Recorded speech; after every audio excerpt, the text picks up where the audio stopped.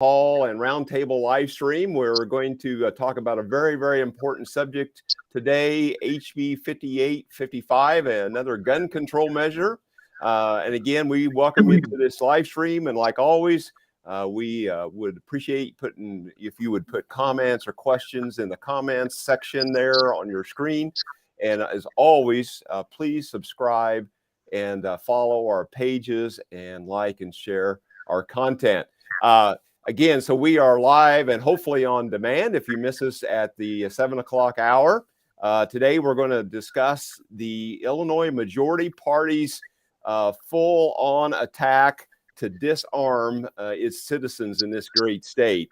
And so with that, I'm going to welcome to the call the leader, the chairman of the Illinois Freedom Caucus, Representative Chris Miller. Well, thank you, Brad, and welcome all my compadres here this evening. It's great to have an opportunity to talk about this very important issue that will either keep us free or enslave us to a out-of-control government. I think one of the reasons why this bill is so important is we have a inconvenient document that seems to be constantly attacked by our radical left friends, and it's called the Constitution. You know, when you think about it, what makes the USA different than other countries is that almost everybody has a document that governs them. Most of the time it's where the government tells the people what they can and cannot do. Well, here in the good old USA, it's we the people tell the government what they can do because we have that kind of authority given to us by the Constitution.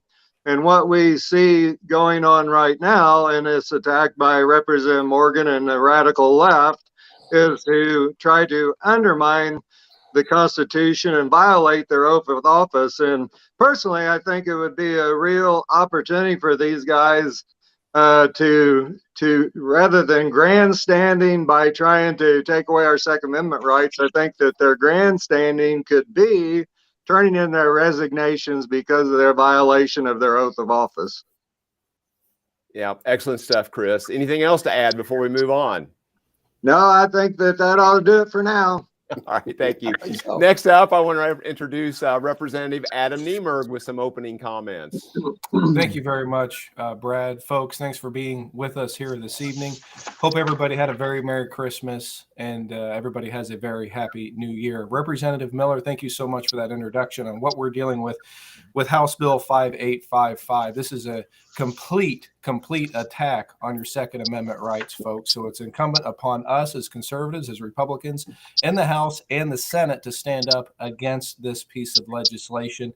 And it's incumbent upon you. Call Representative Morgan's office, send emails. You can find his information at ilga.gov. Email his office, call his office, voice your opposition to this terrible bill.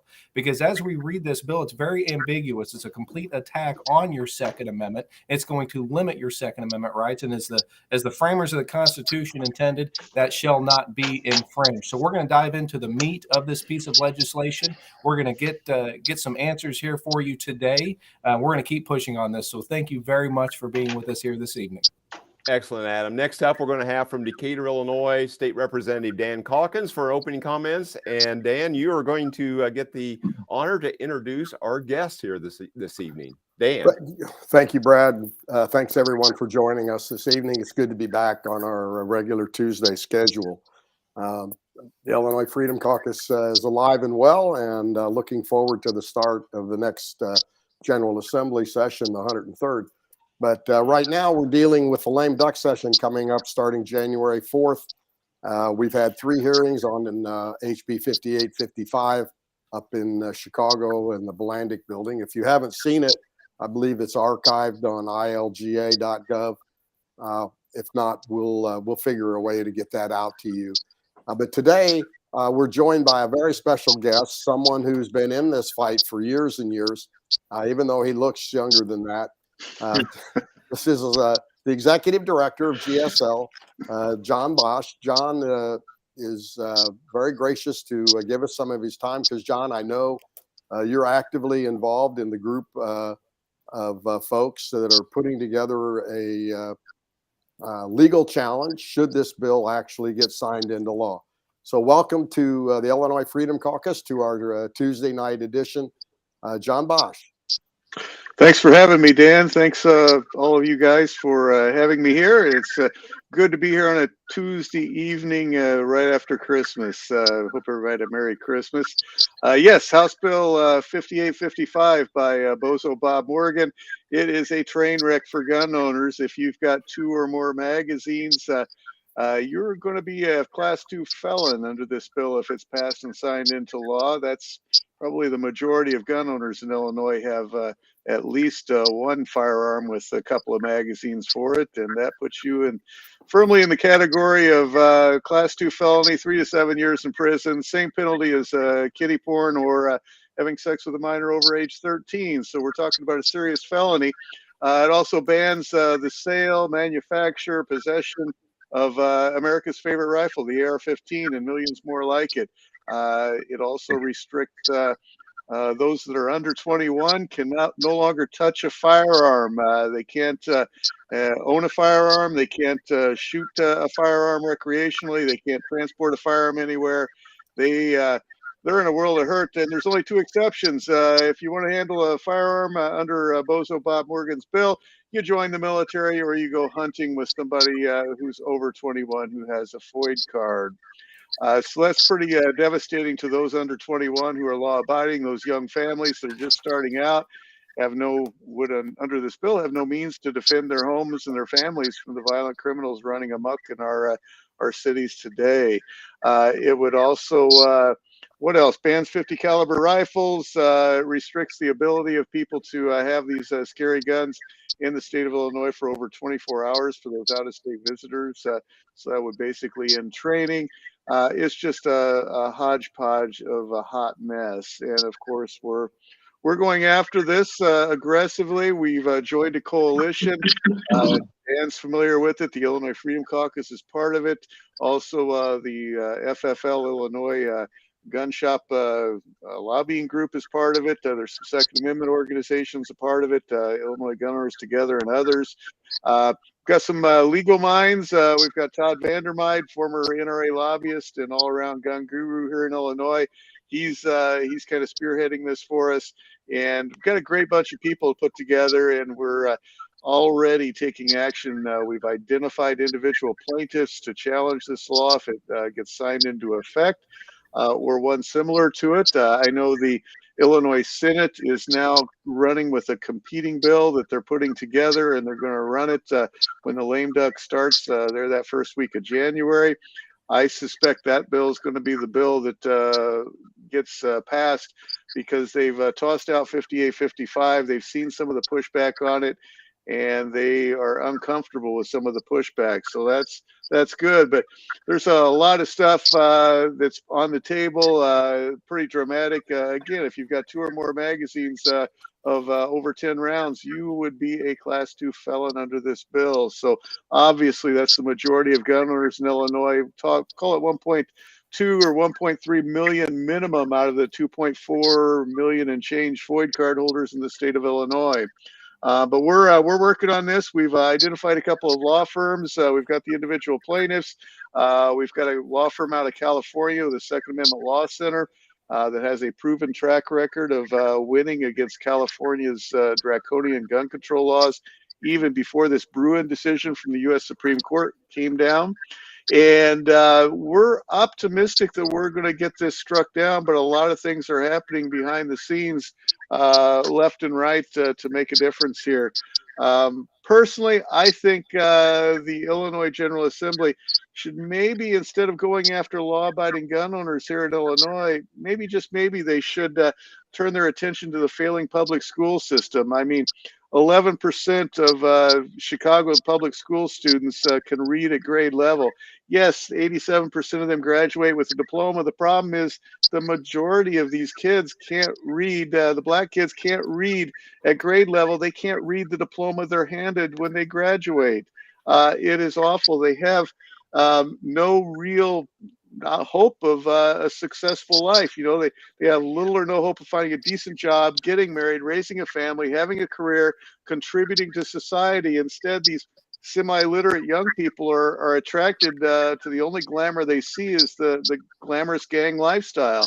You know, they see the money, the drugs, the guns on these social media posts. They think that's where it's at, and they've really, the only prestige they've got amongst their friends is the prestige of violence. You know, they don't have prestige for having a college degree or having a good career. Their prestige is going out and doing bad things to other people in the community. So that's going on. And it's not just Chicago. I mean, Decatur Public Schools, sorry, Dan, Decatur Public Schools, 2% of black kids there can read at grade level and 1% of them can do math. And in Mount Vernon, 0% of black students in third grade can read at grade level. And if they can't read at grade level in third grade, they're forever handicapped in their educational process because they can't read school textbooks to learn more information. So it's just a hot mess in the educational system here in Illinois. We're spending a ton of money on these kids and they're not getting properly educated. And really all they've got to look forward to is the glamorous gang lifestyle. So there's a lot of parts of this moving around here, but it's gang violence that's driving what's going on in Chicago. They're up to 700 and some homicides already this year, the most of any city in America by far. More homicides than 35 entire states had in the entire year of 2021. It's just it's awful up in Chicago, and it's just a hot mess.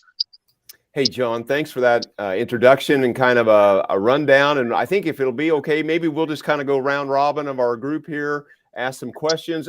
While I'm allowing everybody else to get time to prepare their question or to ask, question I get is from our gun shop owners. What happens to them day one if this law is passed and signed into law? What happens to gun shop owners on day one? Well, in some ways, they're in the same boat as the rest of the millions of gun owners in Illinois who are suddenly felons. You know, they've got a bunch of product on their shelves that's not legal for them to sell to anybody except law enforcement.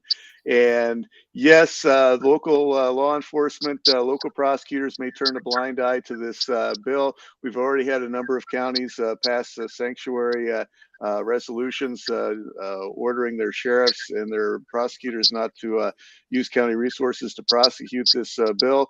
But they're going to have a lot of inventory. I had one dealer ask me, what am I supposed to do with $100,000 in inventory? Eat it?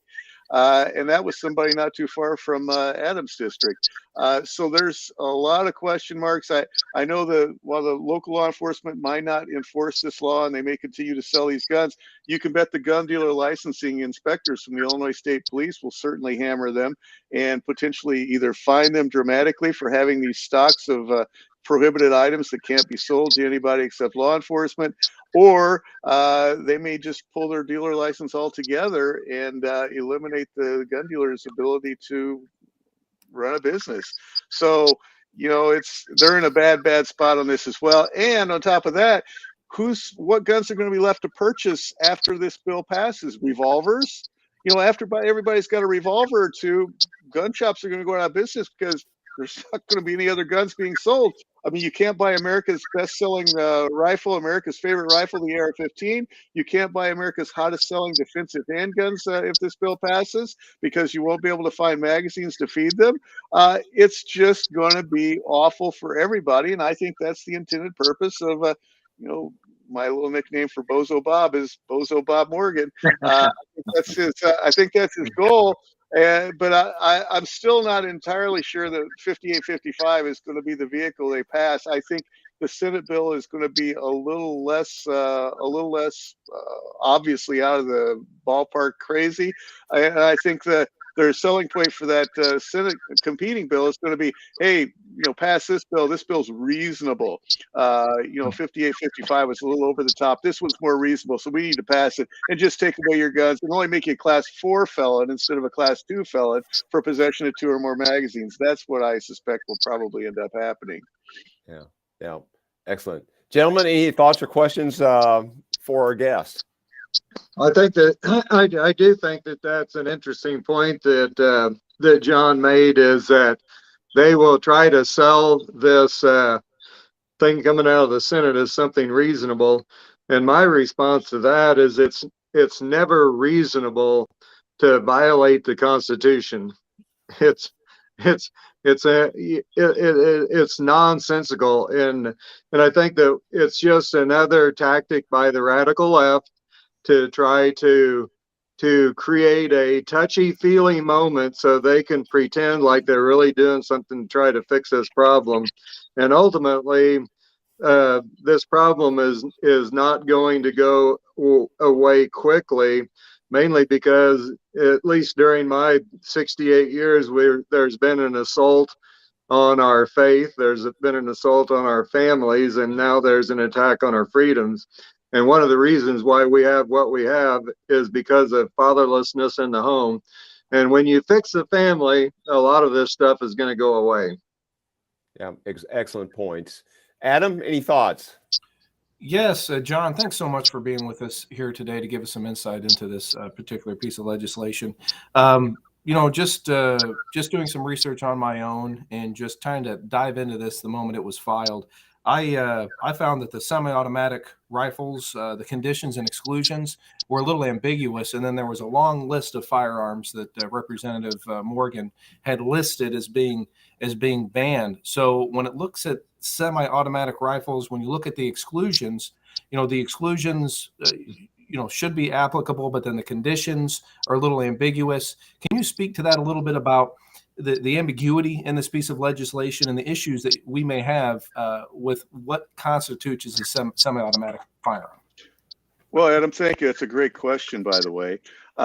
There's a lot of ambiguity in this bill on a number of points, and it's poorly written, quite frankly. And I really don't want to answer your question directly because I don't want to give them a roadmap for this new Senate competing bill to fix the flaws that are in this bill. Suffice to say, gun owners will be shocked at what is covered by this ban, both in terms of magazines and in terms of the firearms it covers. It doesn't just cover semi-automatic rifles. It covers some shotguns. It covers some handguns.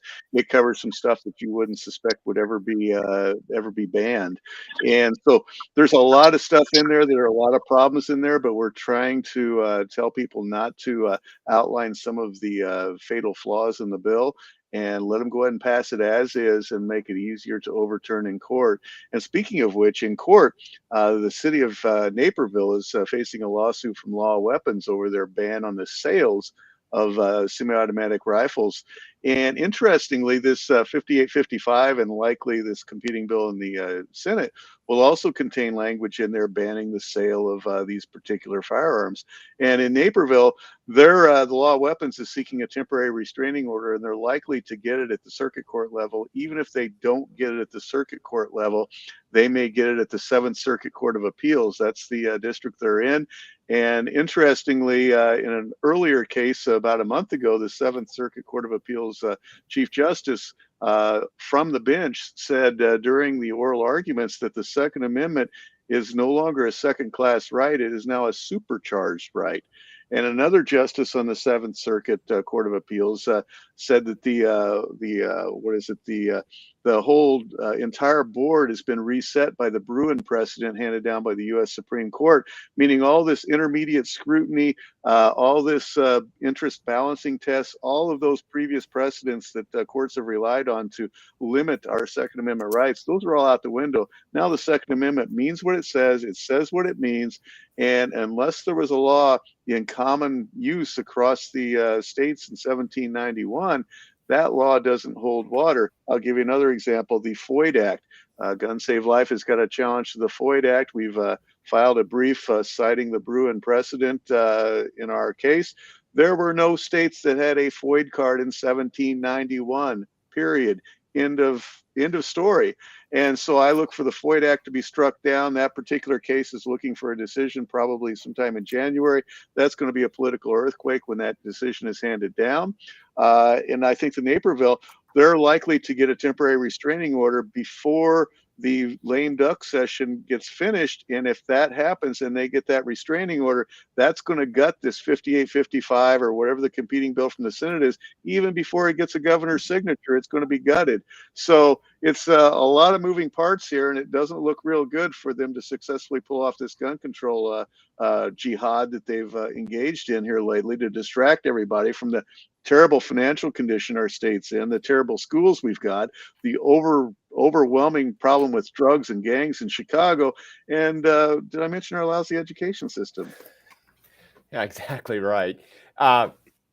Yeah, John, there's at least 4 Supreme Court cases, back to 2008 Heller, and then the most recent was the Bruin, the New York case.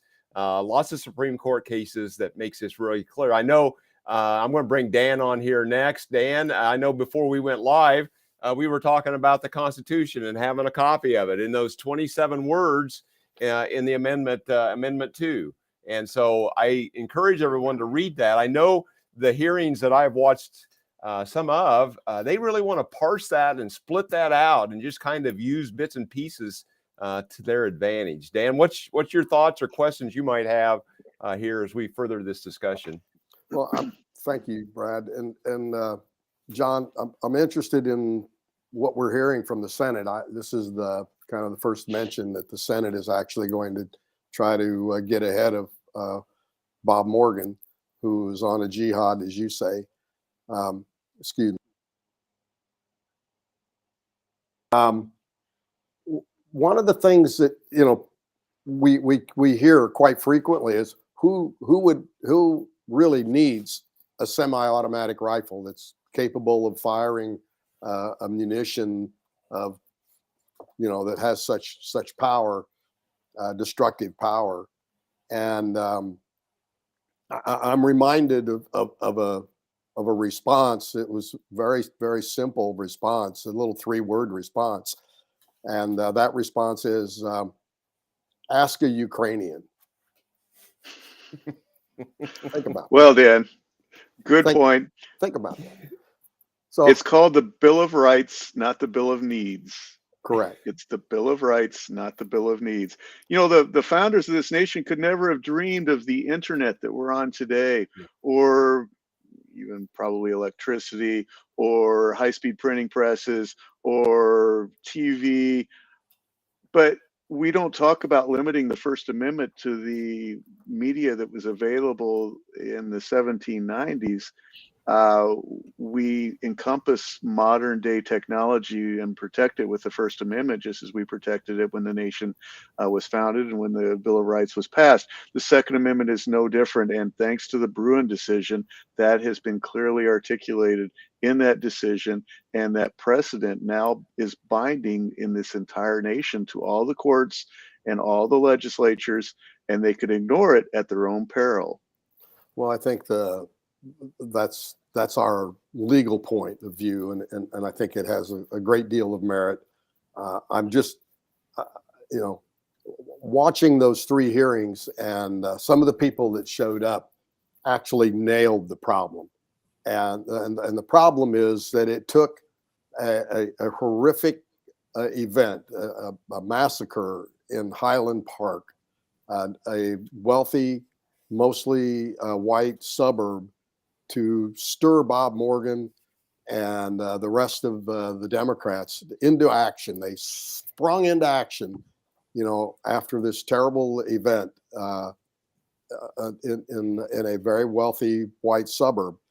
And the folks that live in the city of Chicago were, I think, very, very pointed. This has been going on in their neighborhoods for years. Decades. Reading about it, talking about it, writing about it. Every Monday we get the report like it's a ball score. 32 people shot, 6 killed. Violence in every part of Chicago, Cook County, and it took an event in a white suburb to stir this group to action, which is I think is racist on its face. The other part that I think we should take away from this is that The people that live in these neighborhoods fully understand that passing 5855 in its current form will do nothing to stop the violence, the carjackings in their neighborhood. Criminals don't register guns. Criminals don't have FOID cards. When's the last time? Well, this is kind of another question. The last time they arrested somebody for murder that had a FOID card or concealed carry. Well, first of all, John, you know that they don't arrest anybody. And when they do, they put them back out on the street. So that's not probably a very good question. But that's actually right. I've been to the Chicago gun turn-ins, and that's their solution to the gun violence, is to have a gun turn-in. These guns turned in are old guns turned in by old people who aren't driving around shooting up the city. If you want to know the guns are, just go to the Chicago Police Twitter page. Give you an example. On one day, one of the 25 police districts in Chicago, they confiscated 7 fully automatic Glock machine gun pistols. Just in the course of a day. And that's one district of 25. Where are the prosecutions for all these people with machine guns, all these gang members with machine guns? I mean, they don't exist for any intents and purposes. There's no prosecution up there. And the Democrats in Springfield, the more radical ones, they're more interested in instead of criminalizing criminals, they want to criminalize the law-abiding gun owners in Illinois in a rather serious way, while they let the criminals go with this no cash bail act.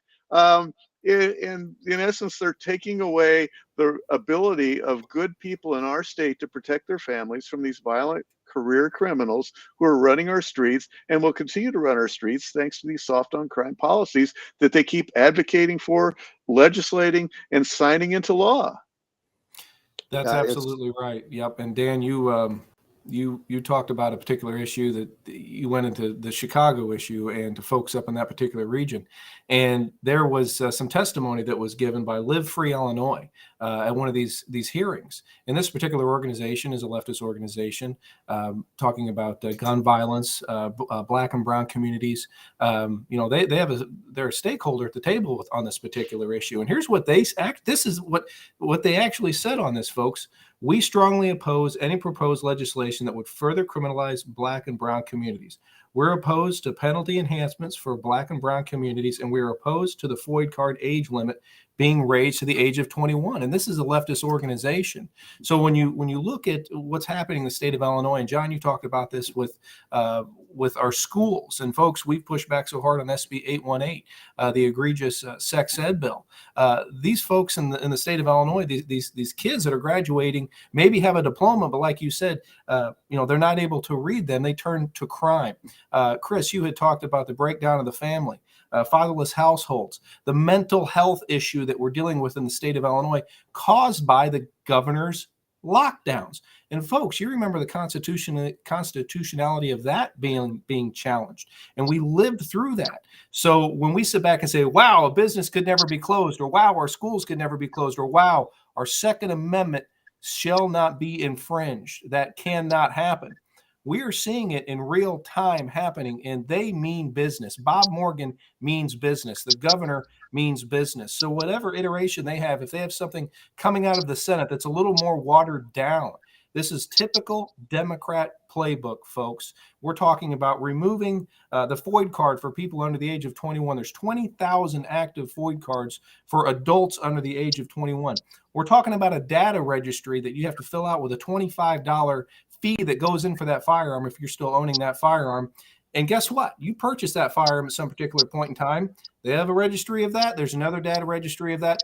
They could come knock on your door. Who knows where this could go? Look at Chicago. You cannot own a pistol in the city of Chicago, yet all these gun violence, all these crimes that John just mentioned are being committed in Chicago. So, folks, we're going to continue to stand against this. John, thank you so much for being with us here today. And obviously, you look at these resolutions. I have one in my own county here, Effingham County Board here. I want to say thank you to Dave Campbell and to the folks on the Effingham County Board for filing this. They resolve that the Effingham County Board orders Effingham County shall not support and the enforcement of HB 5855, Protect Illinois Communities Act, through the use of county funds, appropriations, personnel, or property. The use of these limited resources are hereby banned. So folks stand up against this. John, thank you so much for being with us here today. Yeah, Adam, I would, and I've talked to our county chairman here in Macon County. I would caution these folks to be less specific, because as John has said, HB 5855 may not be the vehicle. And we don't want to keep going back and passing a new resolution. I would caution these county boards to be less specific about a particular House bill that isn't even been signed into law. So just as a word of caution to your guys down there, this is the advice that I'm giving to Kevin Greenfield up here. Yes, be against the unconstitutional attack on our Second Amendment rights. Any bill, I don't care, HB, SB, I don't care what it is. We need to be on record that we're not going to enforce any unconstitutional anti-Second Amendment bill that may come out of the General Assembly and signed by the governor. So that's it. Before we wrap up, Brad, let's talk about donations. John, you know, we're working together, Freedom Caucus, GSL, IL, FFLs. Folks, help us. We need to help pay the legal expenses to file a court action and to prosecute our response to this, whatever bill comes out. So scrolling across the bottom of your screen, ffl.org, you can go on there, you can donate. We're asking every FOID card holder, send $5 in, $5. It's all, if half of us send $5 in, we'll be in good shape. You can always send more, right, John? You betcha. You know, we've identified the individual plaintiffs already. We've identified the law firms.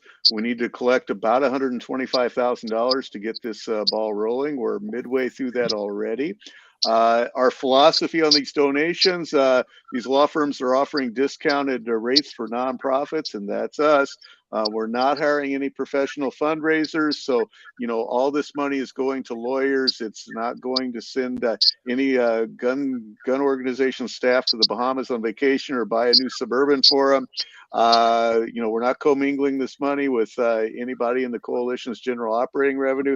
This is all separate monies from FFL Illinois, or you can donate at the Second Amendment Legal or Law Center in California. They're the California legal team that are backing our Illinois attorneys.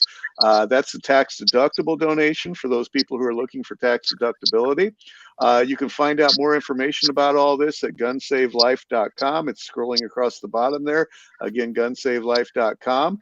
And 100% of the monies that we collect are going to go to fighting these or using these attorneys to fight these anti-gun bills that are rolling through the General Assembly at the lame duck session and probably later into the spring session. And if we win, which I expect we will, we may receive complete reimbursement of all of our legal expenses. And at that point, if that indeed does happen, we will likely, as a coalition, likely move to file more lawsuits to challenge other existing gun control matters here in Illinois, such as some of the prohibited locations in our Concealed Carry Act, also attacking the gun dealer licensing scheme. We'll go after that one as well. And we may pick on other laws that we feel that if we're stripped down, it would impact a great deal of Illinoisans to be able to more effectively protect their families and their homes against the violent criminals running amok, thanks to a lot of soft on crime policies and Soros-funded prosecutors. Very good. One of the few times that I'm happy to give money to a lawyer, I have to say. Thanks for doing this, Brad. Oh, you're welcome. Chris, any closing comments? And we'll kind of bring this to a conclusion. Chris, any thoughts? Oh, I just think, I know y'all have heard me say this before, but the fight for freedom never ends. And this is just another battle that we have to engage in. We can't be apathetic or indifferent, because the radical left is out to destroy life as we know it. And I think it's important to be reminded that we're not free unless government is small. And as government expands, liberty contracts. And this is just another example of an expansive, out of control government trying to interfere in the lives of everyday hardworking Americans that all they want to do is be able to go to work, live their lives, raise their family as they want to, and they don't want a bunch of people with the morals of a tomcat trying to tell them how to live their lives. And there needs to be a loud message sent to Representative Morgan that we don't want anything to do with his antics, his clown show, that he's wasting the people's time here putting forth such a ridiculous bill. Excellent, Miller. And I think we probably should put a little ticker along the bottom. If you want to know truth, logic, and common sense, this is the place to be here. And Representative Miller helps us to bring a new definition to truth, logic, and common sense. Thanks, Chris. Adam, any thoughts as we close out here this evening? I just want to say thank you, everybody, for tuning in with us here tonight. And I think that deep down, the Democrats, they understand that this doesn't solve the problem. You know, we talked about what's going on in our public school system. We talk about the breakdown of the family. We talk about the mental health situation that is going on throughout the state of Illinois. And this is just feel-good politics, so they can say they're doing something and try to think they sleep well at night, but it does not solve the problem. So folks, thank you so very much for tuning in with us here this evening. Thank you, John, for being a part of this Facebook live stream here tonight, and Brad for putting it together. Yeah, you're welcome. Dan, any closing thoughts? And then I want to kind of kick it back to John with some thoughts to kind of talk about his organization a little more in depth and give people a place to go. So Dan, any closing thoughts or comments on your part? Just another quick reiteration. Please donate. Please help us fund this legal challenge. We need your help. ILFFL.com is scrolling, or FFLIL, I guess, sorry. FFIL.org. Donate, please help us. We've got the best lawyers in the country lined up. We just need to be able to afford to have them come to Illinois and put a nail in this deal. So thank you very much, Brad, and we'll see you all in Springfield next week. Yeah. Excellent, guys. And so to that point, I just want to kind of talk real briefly here before we let John close us out. But, you know, in these 27 words, it says a well-regulated militia being necessary to the security of a free state. The right of the people to keep and bear arms shall not be infringed. And I think what's really important, besides all of that's really important, is the right of the people. The right of the people are spelled out in Amendment 1. It's spelled out in Amendment 4. It's spelled out in Amendment 9 and Amendment 10. The right of the people is very, very important in this discussion tonight, and has been for decades. And as we go forward, that this Constitution, Bill of Rights, and Declaration of Independence is we the people. And this is vitally important that we stay in this fight, engage in this battle. And I think the effort that John and his organization and some others across the state and potentially across the nation are putting together to fight this legally is probably the right way to go. With that, John, I want to bring you back on, and I'm just going to let you kind of close this out. Tell us a little bit about your GSL and the meetings that you have and the communication methods that you got. If you don't mind, just spend a few minutes on that as we wrap up this conversation. Sure, absolutely. Well, Gun Save Life, we're celebrating our 30th anniversary this year. We've been around obviously a long time. We're very active and aggressive in our advocacy for gun rights. We defend your right to defend yourself. We have meetings in 9 cities across Illinois each and every month. We give away a gun typically at every meeting every month. So come on out. We've got our website, gunsavelife.com. Those of you who go out to sporting goods shops, gun stores, and other locations, you might find a copy of Gun News there. Pick one of those up. You can also download those from our website as well.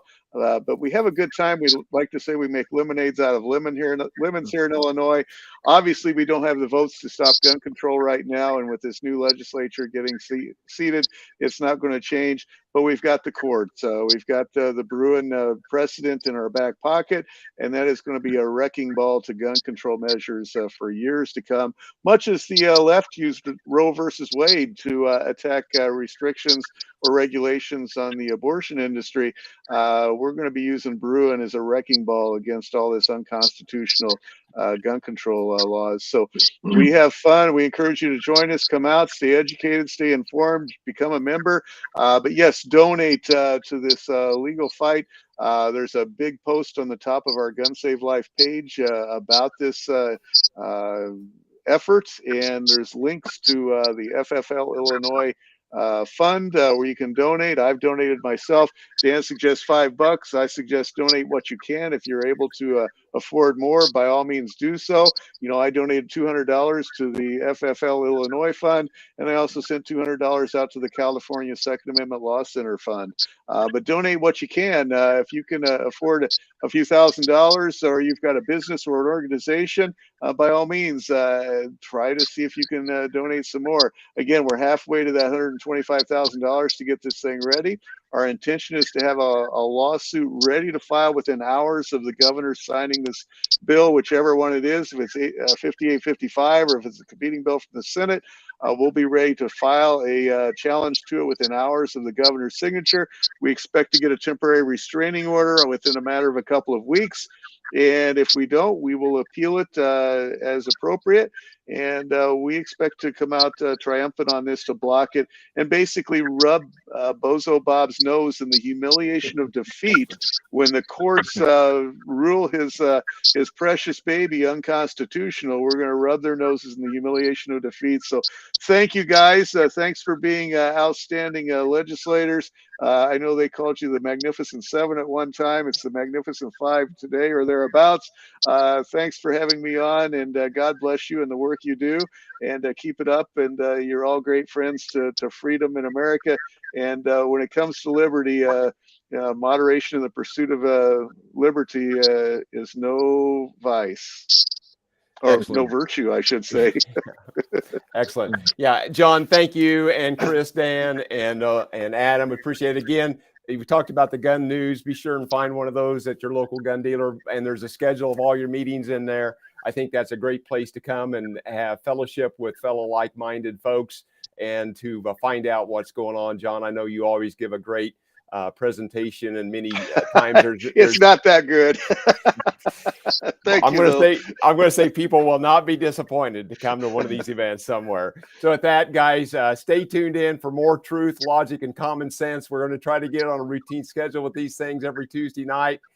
We hope to have some live events again, hopefully coming in the spring, but we go back to Springfield a week from now for Lame Duck Session. We'll continue to stream out stuff as it develops. So with that, guys, have a great evening, great day. Like and share our content, and we really appreciate it. Good evening.